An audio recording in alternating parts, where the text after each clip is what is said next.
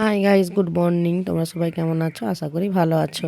তো আমাদের ভিডিওগুলো যদি ভালো লেগে থাকে তাহলে অবশ্যই একটি লাইক করে দিও আর কমেন্ট করে দিও, ভিডিওটি শেয়ার করে দিও। তো সকাল সকাল আমি এখন রান্না বসিয়ে দিচ্ছি, কারণ তোমাদের দাদা ভাই অফিস চলে গেছে।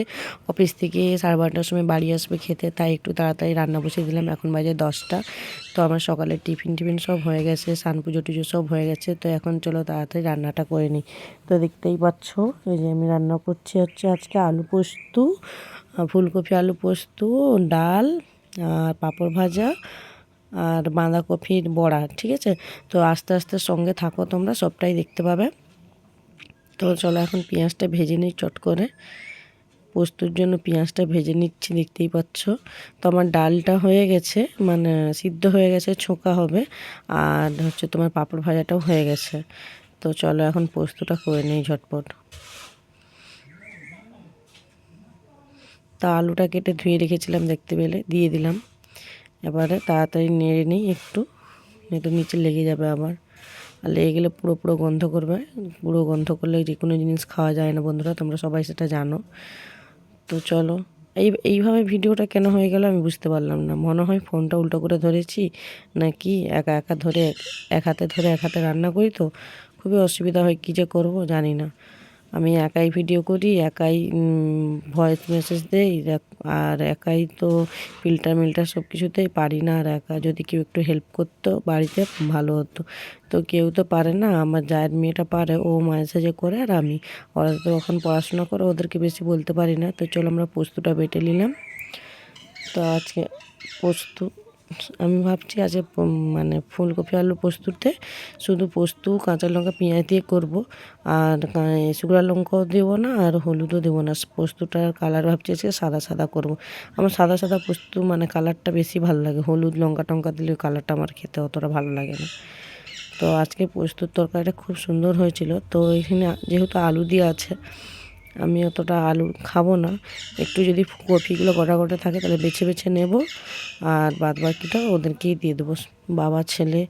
আর আমার যা আজকে একটু বোনের বাড়ি গেছে, তো ও যদি চলে আসে দুপুরে তাহলে ও খাবে। তো দেখতে পাচ্ছি এক পাশে ভাত বসিয়ে দিয়েছি আর এক পাশে যে তরকারি হচ্ছে।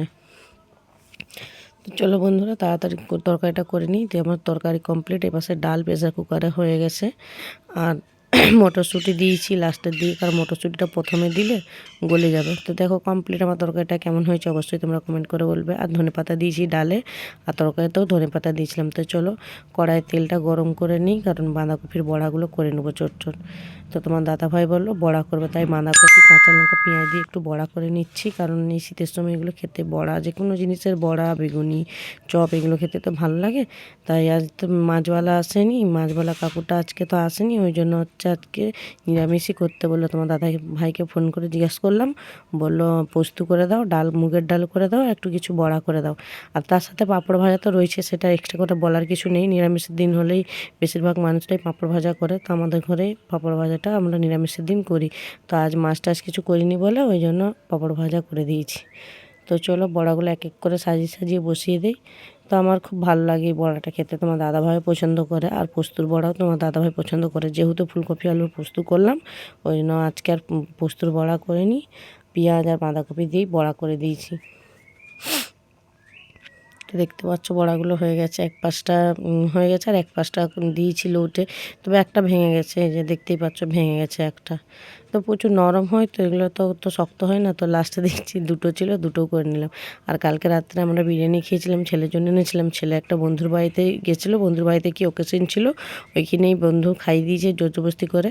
তো বিরিয়ানি বাড়িতে এসে খাইনি, তাই এখন দুপুরবেলা খাবে বলতে গরম করে দিয়ে দিলাম। তো বন্ধুরা তোমাদের যদি ভিডিওগুলো ভালো লাগে অবশ্যই লাইক করে দিও, কমেন্ট করে দিও, আর শেয়ার করে দিও, বেল আইকনটা প্রেস করে দিও। টাটা। আর দেখতে পাচ্ছ তোমার দাদাভাই খেতে বসে গেছে। তো আমার নতুন ভিডিও আমরা নতুন করতেছি, যদি কিছু বলতে অসুবিধা হয় তোমরা একটু ম্যানেজ করে দেখে নিও। আর কেউ কিছু বাজে কমেন্ট করবে না প্লিজ, যদি খারাপ লাগে তাহলে দেখতে হবে না, কিন্তু বাজে কমেন্ট করবে না। টাটা, বাই বাই আজকের মতো বন্ধুরা।